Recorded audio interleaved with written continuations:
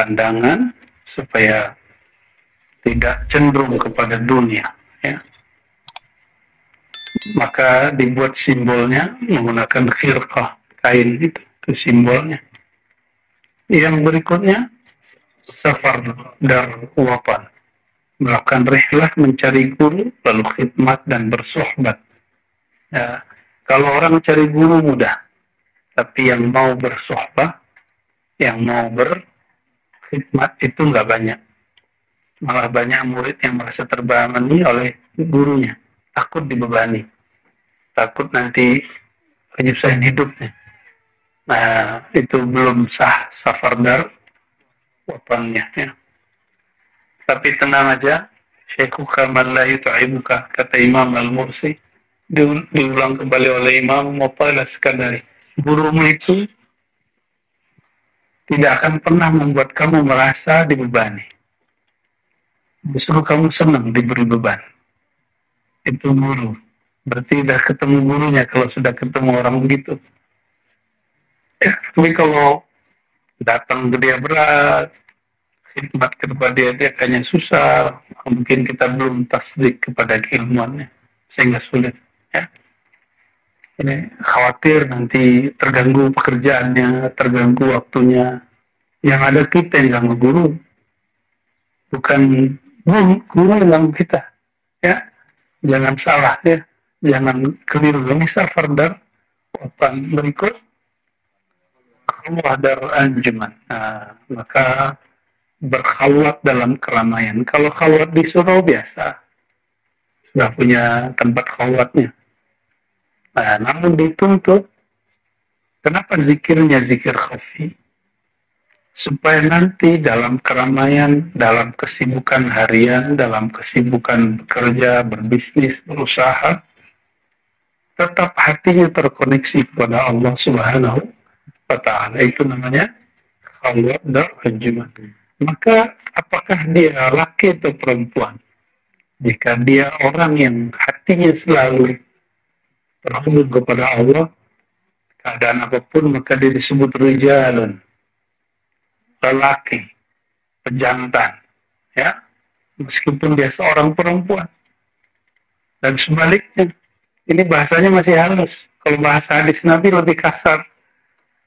Ya, berarti orang-orang yang suka lalai, gampang tersita pikirannya oleh dunia, dia itu walaupun dia laki-laki, dia perempuan.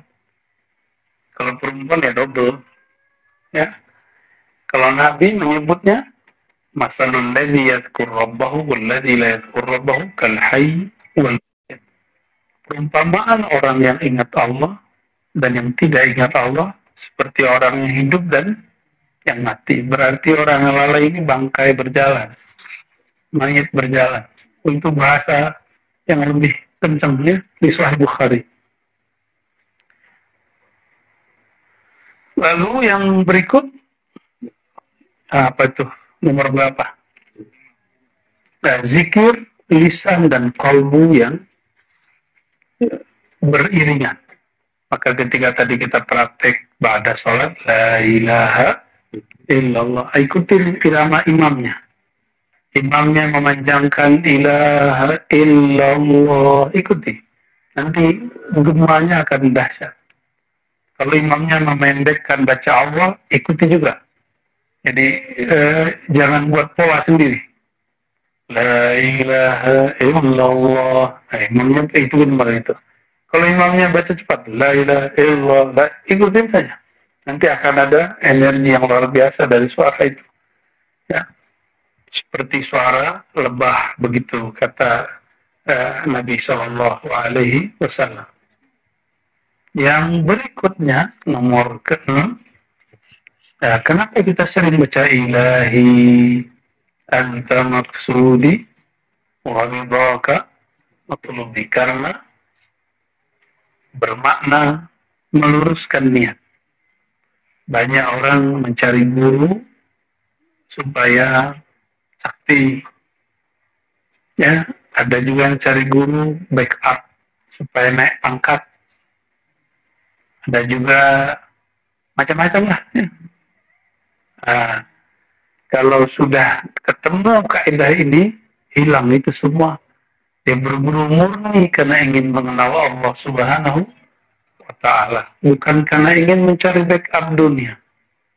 Betapa dimurkainya seorang hamba mencari wali Allah, mencari wali akhirat untuk menjaga aset dunia. Ya, itu kekonyolan yang zahir hari ini. Dan banyak, ya, beberapa politisi ada yang begitu, sengaja mengundang syekh-syekh, kiai-kiai untuk wiridan di tempat dia supaya aman. Ya, paling aman sebentar. Nanti juga, ya, tangkap ya.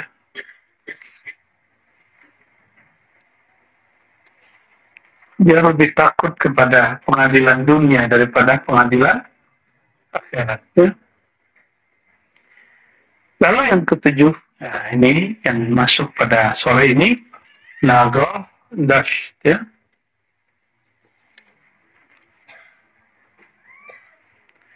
Arti naga dash,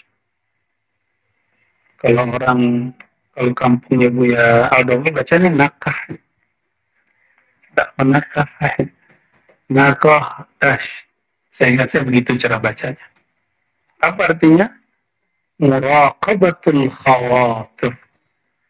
Selalu memperhatikan lintasan-lintasan pikiran dan hati. Nah, bagaimana caranya? Nah, itulah gunanya latihan zikir nafas. Nafi isbat. Kalau itu mesti suluk dulu, itikaf dulu baru dikasih. Ya. Tapi ada jalan pintas di tarekat Samaniyah, ada, nggak perlu suluk khawat, suluknya dar anjuman. Ya. Kecuali kita pakai jalur Naqsyabandiyah Muzhariyah, bisa. Kalau Naqsyabandiyah Khalidiyah, biasanya suluk dulu, khawat dulu, suluk khawat. Ya. Tapi kalau ada guru yang dia berijtihad, mungkin muridnya tidak mungkin dapat cuti, tidak mungkin dapat libur, tapi muridnya mau berkomitmen mujahadah, ya, bisa-bisa aja diberi di luar khawat. Tergantung gurunya, kan gurunya yang punya SIM, surat izin mengajar. Ya. Kalau dia protes sama siapa dia? Ya. Itu guru sudah punya otoritas untuk mengajar, walaupun yang lain tidak sepakat. Ya. Nah, caranya bagaimana? Nah, dalam nafas ditahan, itu kemudian kita memperhatikan apa yang masuk lewat pikiran, yang masuk lewat hati. Ya. Dan dahulu mereka kalau latihan zikir begitu, mulai daripada subuh, diam bentuknya, tapi nafasnya tidak terdengar, naiknya tidak terdengar, turunnya tidak terdengar, dia menarik nafas, tidak terdengar dia mengeluarkan nafas. Dia selalu memperhatikan, karena syaitan itu bisa masuk pada pembuluh darah. Tapi ingat, syaitan tidak sanggup masuk melalui nafas. Dan nafas ini milik Allah, langsung mutlak. Kalau darah, Allah sudah diberikan hak kepada syaitan. Jadi iblis itu dia jadi majrad dam. Sembunyi syaitan mengalir dalam pembuluh darah. Maka kedekatan kita kepada Allah jangan sebatas mengenal hakikat darah. Kalau orang hanya mengenal hakikat dirinya yang zahir sampai kepada darah, nanti masih berdapat tembus oleh syaitan. Dia harus mengenal wa nahnu aqrabu ilaihi min hablil warid. Kami mendekat, lebih dekat kepadanya, lebih dekat daripada habl, saluran, warid, yang warada. Apa arti yang warada? Yang dia mengalir, dia naik turun, keluar masuk. Ya, kalau boleh diterjemahkan secara umum, itu adalah saluran nafas. Ya. lebih dekat dari itu. Lebih dekat, Allah lebih dekat kita daripada nafas kita sendiri. Kalau terjemahan biasa, pembuluh darah, nadi, ya itu terjemahan, boleh-boleh saja. Kalau tafsir, masih boleh kita berbeda. Ya.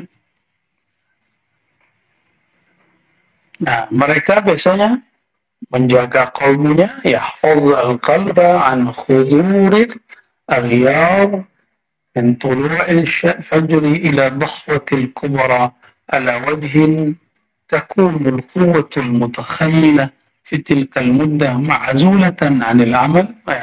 Dan selanjutnya, jadi caranya mereka membaca satu kalimat zikir yang diajarkan gurunya lalu dijaga.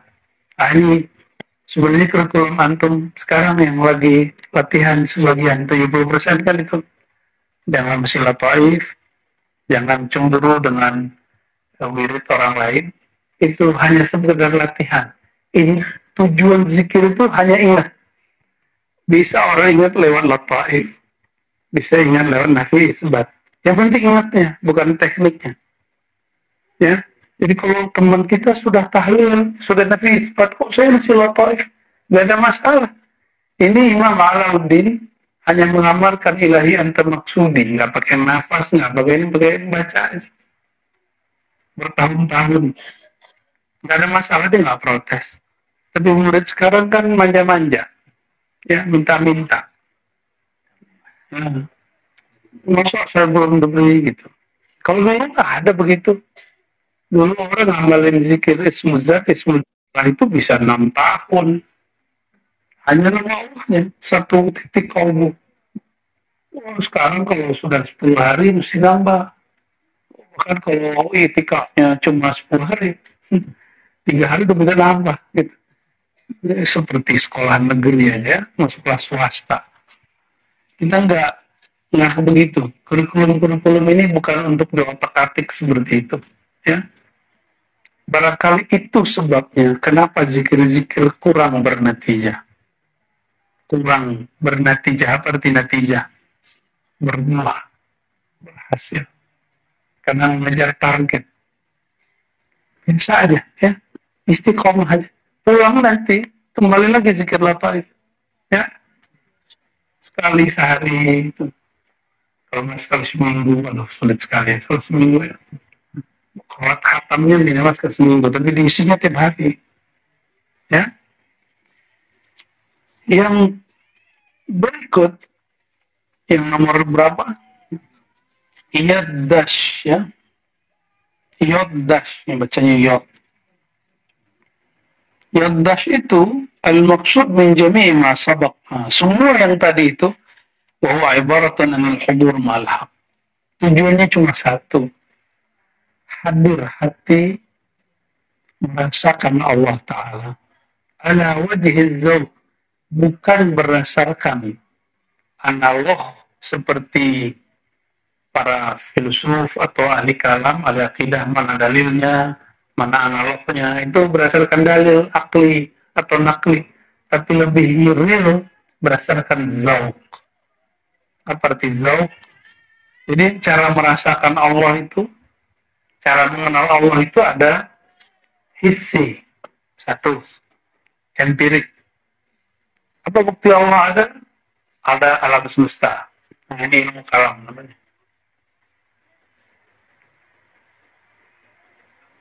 Hissi dan akli. Jadi dia dari alam ini dipindahkan kepada akal. Jadi satu paket. Mungkinkah ada bangunan tanpa ada yang membuat? Bangunan itu fisik. Lalu dibuat analog. Apa analognya? Kias. Jika bangunan ini ada yang buat, masa seperti bumi ini tidak ada yang buat? Nah, masuk kepada akal. Jadi hissi masuk kepada akli. Itu ilmunya ahli kalam, ahli akidah. Ya, paling hebat jadi singa saja.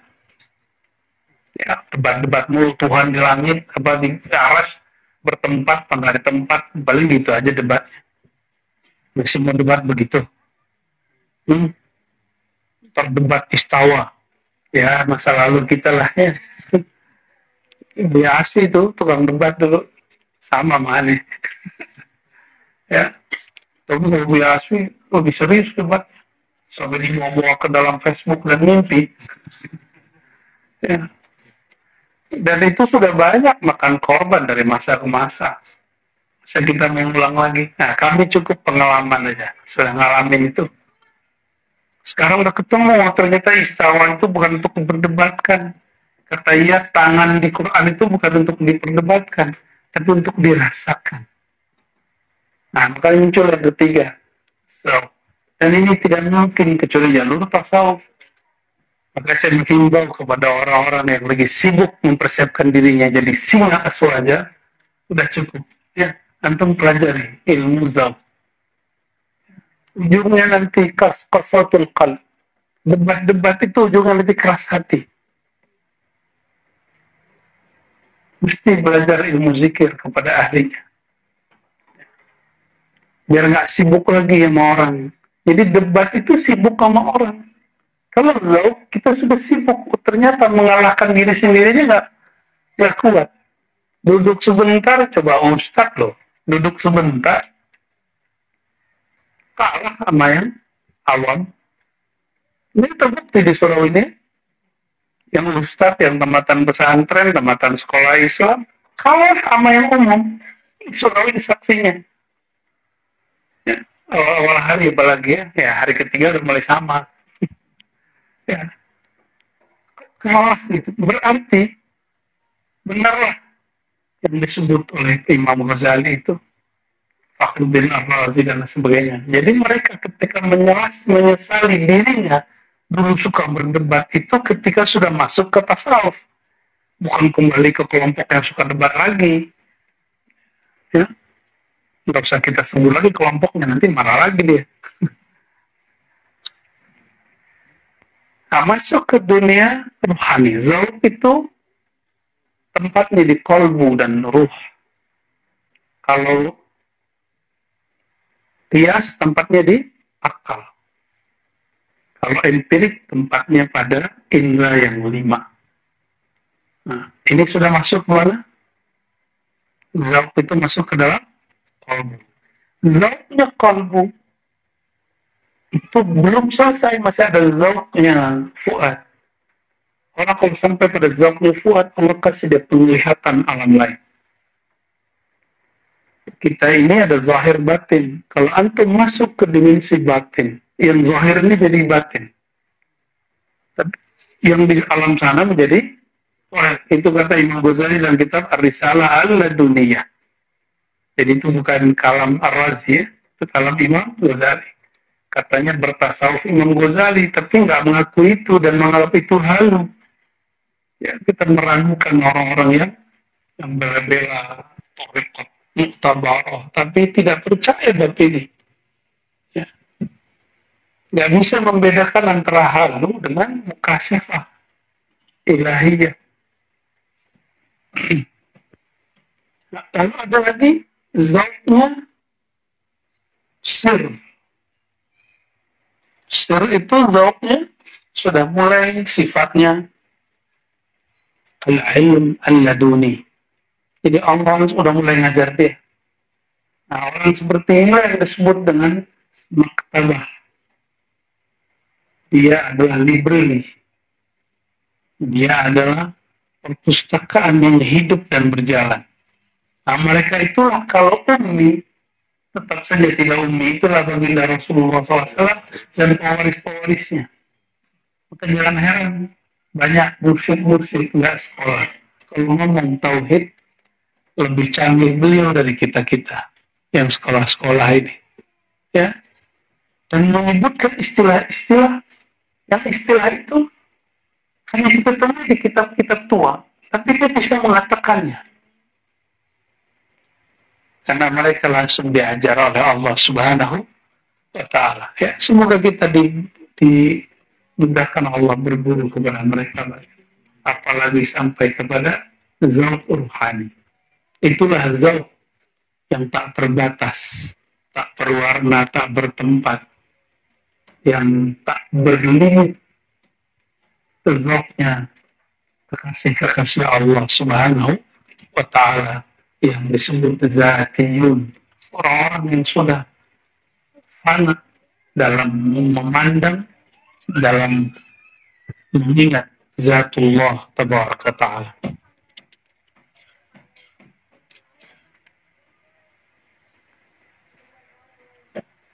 Nah, lalu ada yang disebut wukuf zamani. Sudah berapa?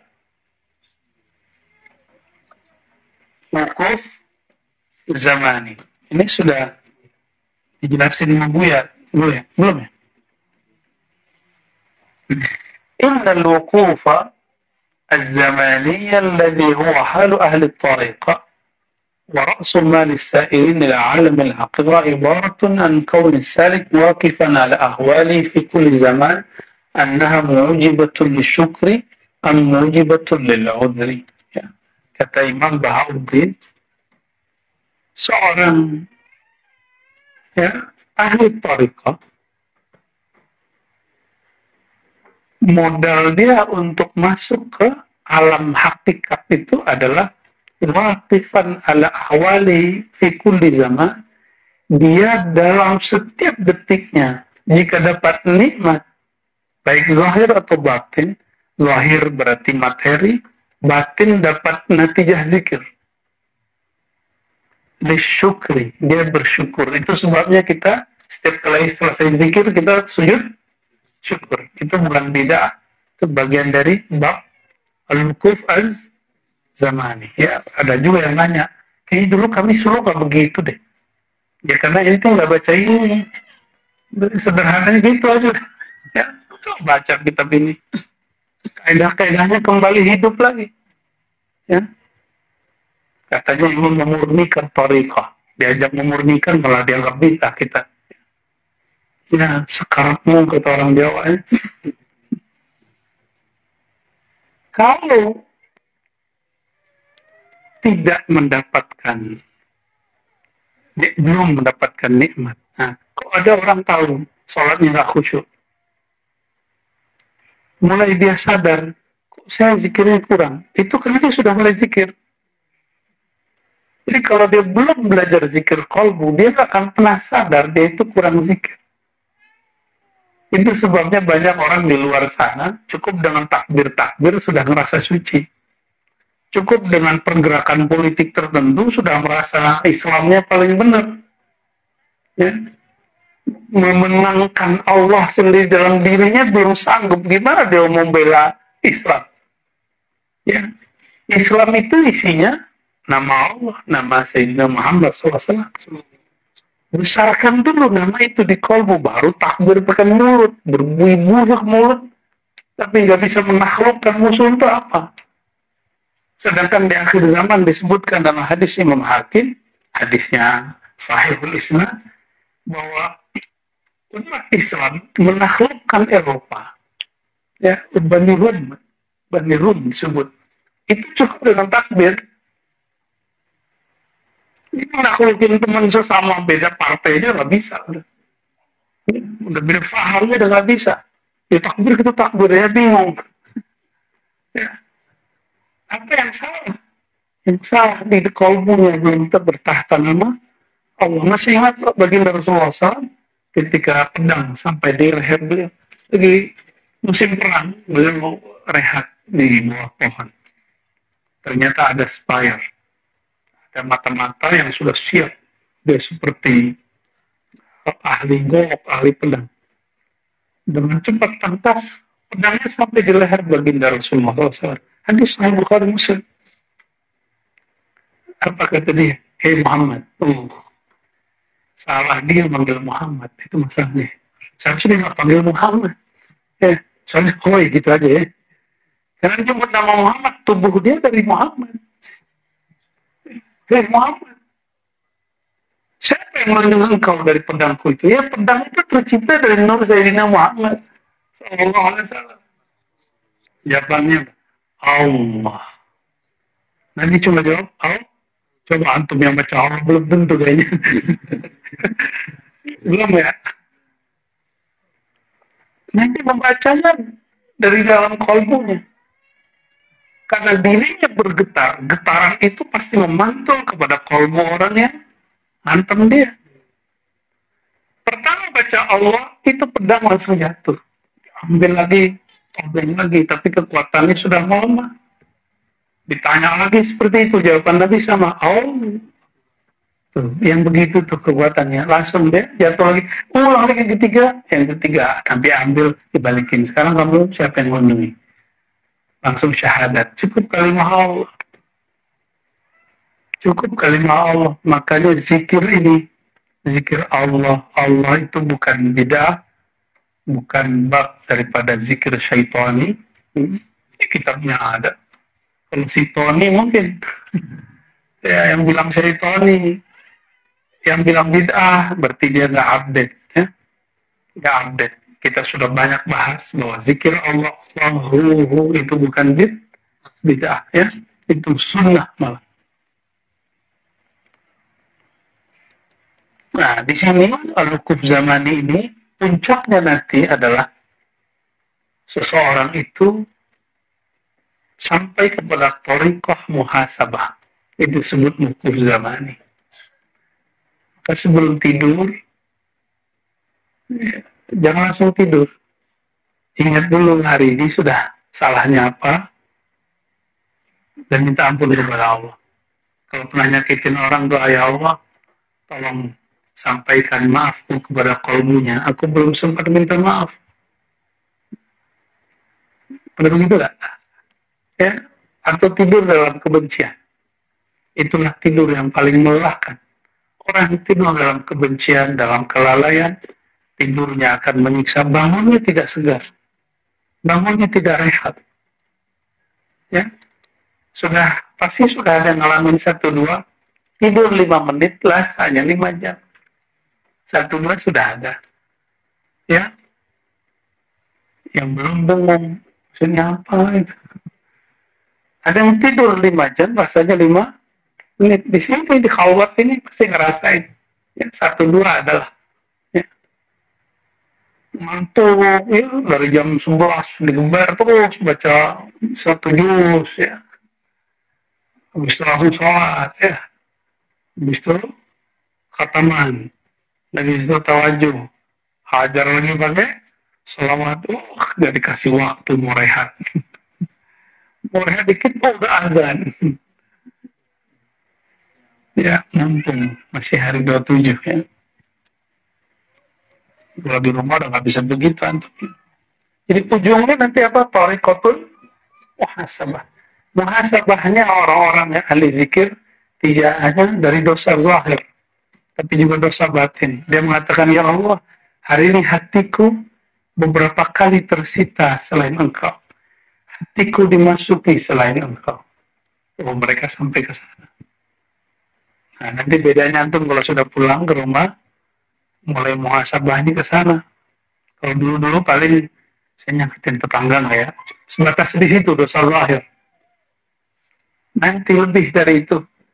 Ya Allah, hari ini zikir kurang. Kalbuku sering melayang. Yang berikut al-wukuf al-adadi. Wukuf adadi, nah ini juga berzikir dalam satu nafas dan memperhatikan bilangan zikir yang dibaca. Nah, ini dipelajarinya kalau sudah khawat, ya. Jadi kita pending dulu, ya. Tapi itu ada rahasia di situ. Karena dia melalui nafas. Semakin orang menyadari nafasnya, semakin dia dekat kepada Allah Subhanahu wa Ta'ala. Disitulah Allah ngajarin dia. Jadi kenapa ada orang-orang mendapat ilmu laduni? Karena dia tahu zikir namanya zikir anfas. Zikir apa? Kita sudah zikir Allah sekian tahun belum, karena belum pindah ke zikir anfas.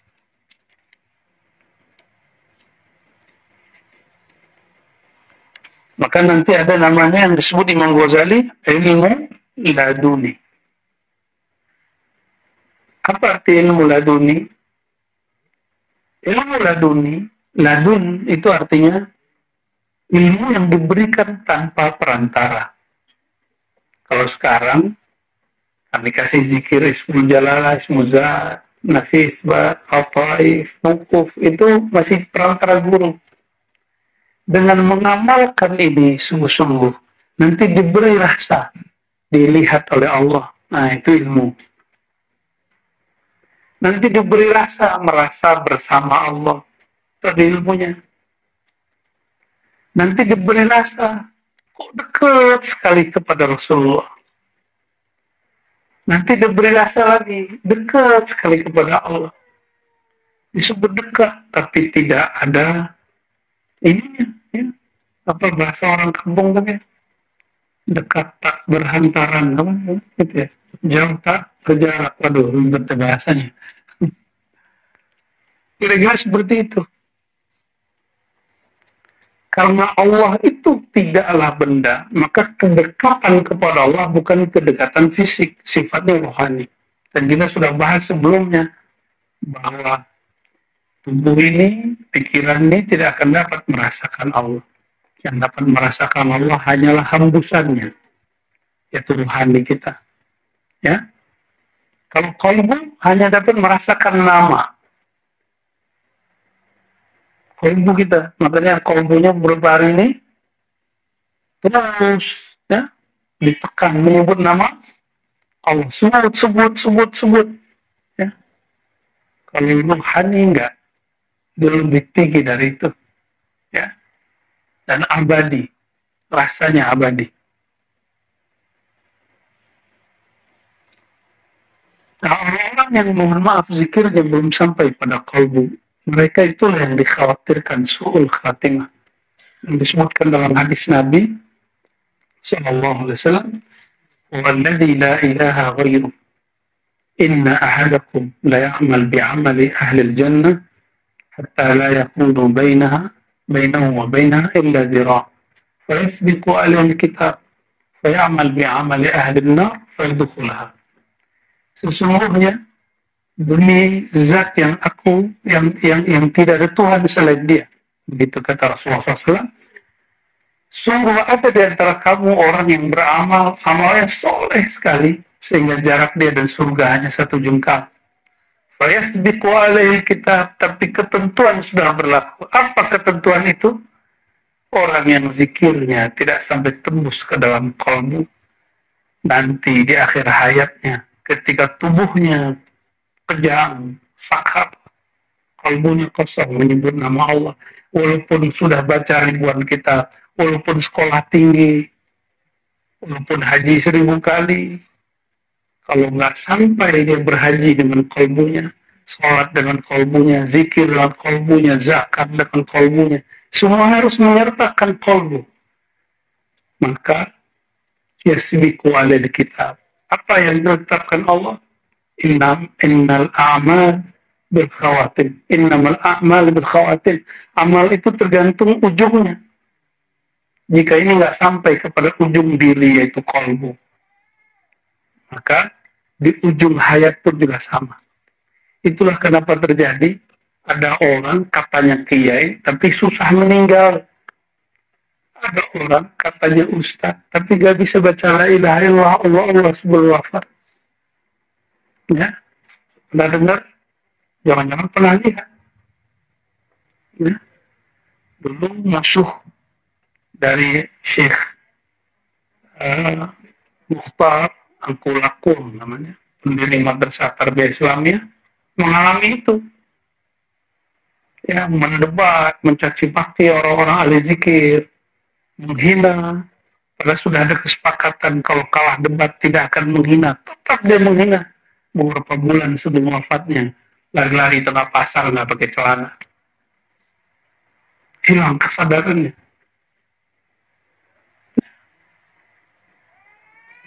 Ya, mau gitu, ya, maka harus ada kesadaran qalbiyah. Kesadaran qalbiyah itu nanti kalau antum lagi mengalami goncangan hidup luar biasa atau sakit luar biasa, badan sudah mulai, nanti yang bekerja qalbu ambil alih. Tenang aja, ya. Maka sakratul maut, sakrah artinya mabuk, mabuknya mati, Yang bisa menenangkan cuma tenangnya kalbu. Dari sekarang kalbunya betul-betul dilatih terus menyebut nama Allah. Ini antum nggak akan bisa beli itu nama Allah. Beli ke Allah, beli ya. Itu nama pencipta langit dan bumi. Nggak bisa kita beli. Saya sekolah pun bertahun-tahun nggak bisa menggambarkan, mencapai hakikat nama Allah. Hanya Dia yang tahu hakikat namanya. Jadi di namanya itu cukup. Ya.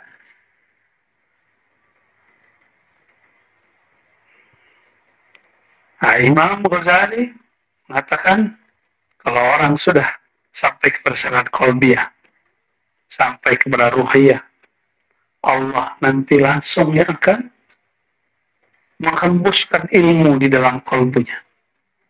Jika syaitan mewahyukan was-was ke dalam kolbu pengikut-pengikutnya, Masya Allah tidak.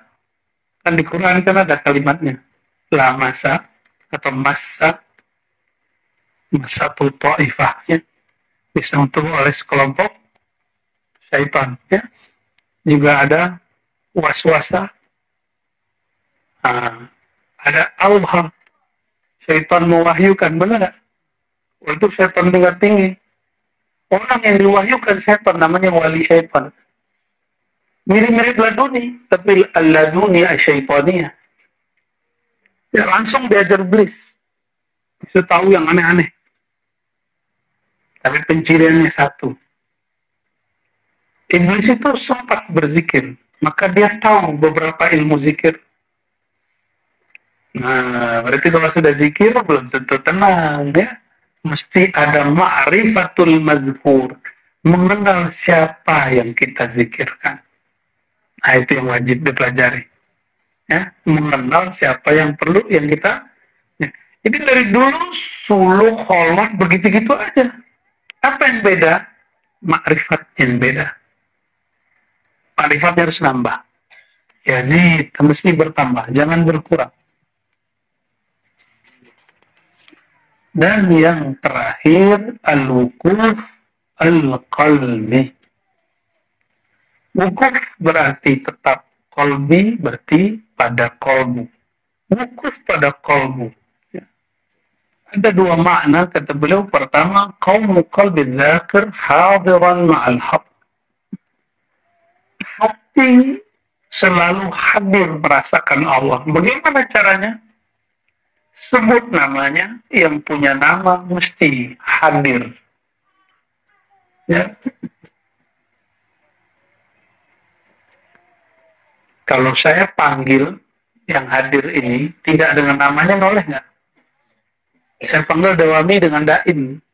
Daim gitu. Artinya sama loh. Nggak boleh. Ini siapa itu? Ya, abadan. Ya, nggak boleh dia. Atau, woi, gitu. Semuanya gengsi kan mau noleh dipanggil oleh kamu siapa? Ya. Maka memanggil Allah itu mesti namanya, pasti dinoleh. Mujibu da'wat ad-da'i idza da'ani. Hanya Allah yang benar-benar menjawab orang yang memanggil namanya. Hanya Allah, nggak ada. Kekasih belum tentu, bahkan yang nggak dikasihi, apalagi teman politik, apalagi teman bekerja.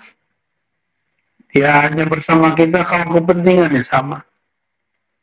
Ada orang pertemanannya berdasarkan duit, ada yang berdasarkan teman angkatan, ada yang alumni, benar ya? Ada yang berdasarkan mazhab, ada yang berdasarkan manhaj. Tapi siapa yang pertemanannya fillah, yang disebutkan dalam hadis Nabi, nanti di akhirat, ini hadis penutup kita, para nabi, syuhada, heran kok ada sekelompok orang pergerakan dia seperti pesawat, kecepatan kilat. Yaghbituhum, ya, ada yang iri kepada mereka. Lalu bertanya, Itu para nabi, para syuhada. Nabi bisa begitu juga, cuma mereka bingung. Ini bukan nabi, walaupun subian dia. Mereka bukan nabi, bukan juga syuhada. Kok bisa punya kendaraan yang kita sebut sebelumnya? Jadi orang nanti di padang mahsyar ada kendaraan. Jangan bayangkan onta. Nabi menyebut yarkabun, ada yang yarkabun, ada yang syun. Semua kendaraan yang ada di pikiran antum apa aja?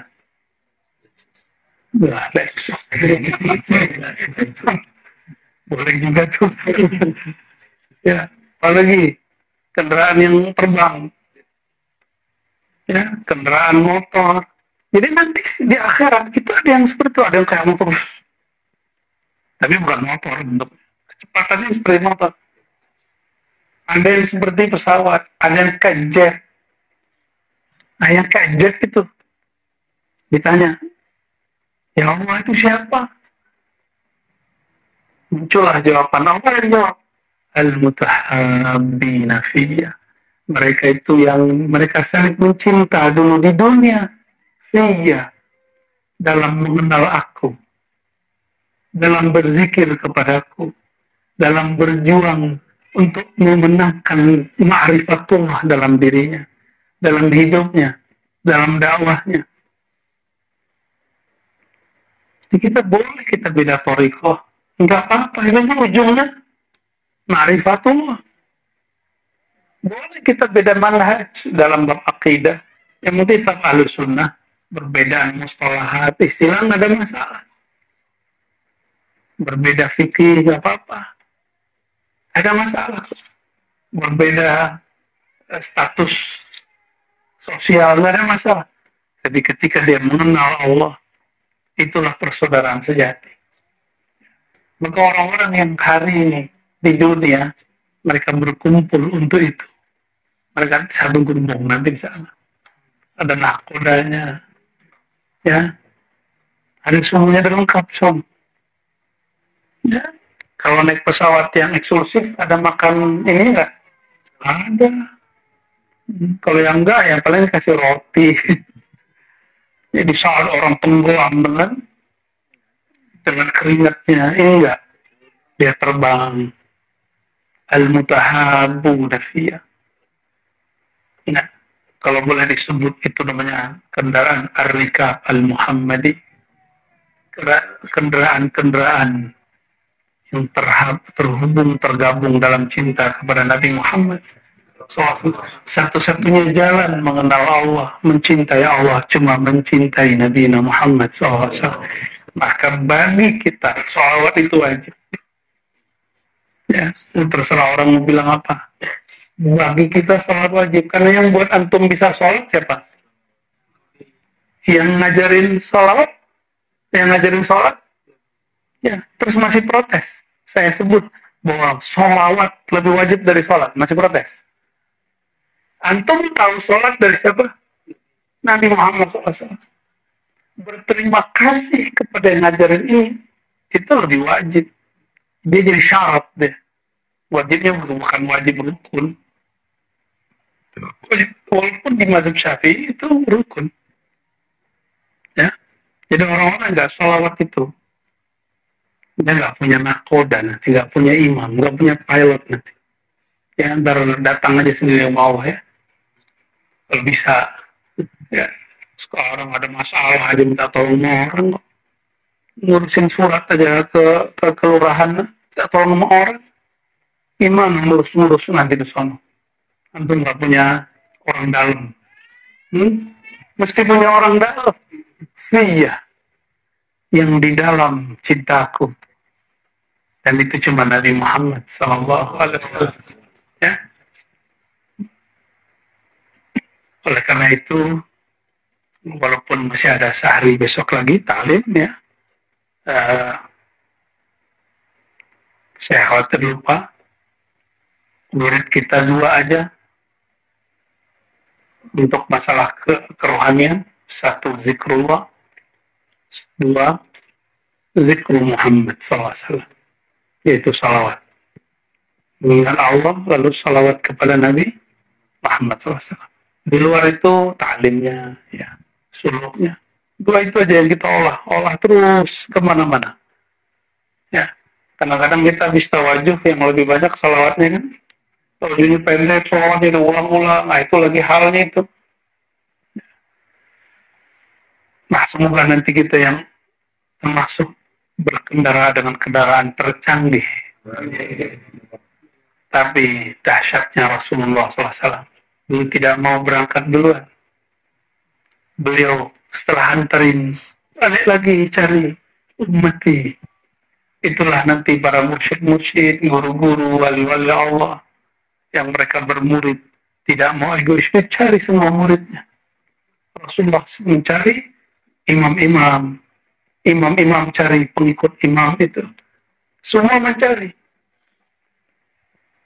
Benarlah kata Imam Ibn Sirin, al-isnad minad-din, Ibn Mubarak, ya, beragama itu mesti berguru. Karena nanti berguru ini akan abadi sampai ke sana. Kalau ayah ibu belum tentu. Al-akhilla yawma idin, gimana ayat ini surat? Al-akhilla yawma idin, ba'duhum li ba'din adu. Insyaallah bisa. Ya. Pada saat itu orang-orang yang berteman, orang-orang yang dulu berkawan, orang-orang yang dulu bekerja bersama, berjuang bersama, ba'duhum li ba'din adu. Mereka saling musuh-musuhan. Nanti di sana saling nyalain. Saya kan mau begitu karena kamu. Saya kan mau saling nyalain. Kecuali orang-orang yang bertakwa kepada Allah, mereka lah al-mutahabbuna. Iya. Kita mohon kepada Allah, semoga namanya bertahta dalam kalbu. Ma'rifat mengenalnya tembus ke dalam rohani kita. Sehingga jika ada terjadi sakaratul maut mendadak kapanpun itu, namanya tetap keluar dalam lidah ini. Ingatan kita terhadap Allah tetap bersemayam dalam ruh ini. Jika kita mati, kita disambut oleh beliau, baginda Nabi Muhammad SAW. Jika kita berbangkit, kita dicari oleh beliau yang dipanggil ummati. Allahumma salli wa sallim wa barik ala Sayyidina Muhammad wa ala ali Sayyidina Muhammad. Surat